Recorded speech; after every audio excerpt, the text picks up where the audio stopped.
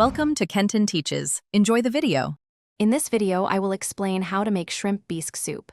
We will start by gathering all our fresh ingredients, ensuring everything is ready for a smooth cooking process.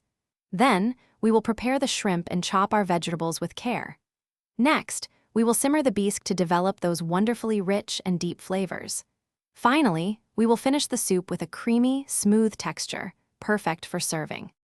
To build a robust flavor base, begin by sautéing your aromatic vegetables, such as 1 cup of chopped celery, 1 cup of carrots, and 1 cup of onions, until softened.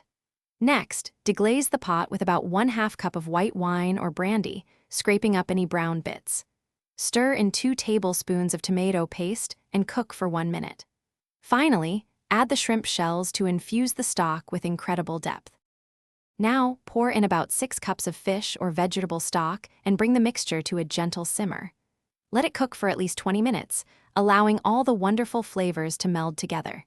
Carefully remove the shrimp shells from the pot. Then, using an immersion blender or a regular blender, process the soup until it is very smooth. For a truly refined texture, strain the bisque through a fine mesh sieve. Return the beautifully strained bisque to a clean pot over low heat. Stir in about 1 cup of heavy cream and 2 tablespoons of dry sherry for an extra layer of richness and warmth. Add your pre-cooked shrimp, about 1 pound, and heat gently until they are just warmed through, being careful not to overcook them. Garnish with fresh herbs like chives or parsley, and serve your delicious shrimp bisque immediately.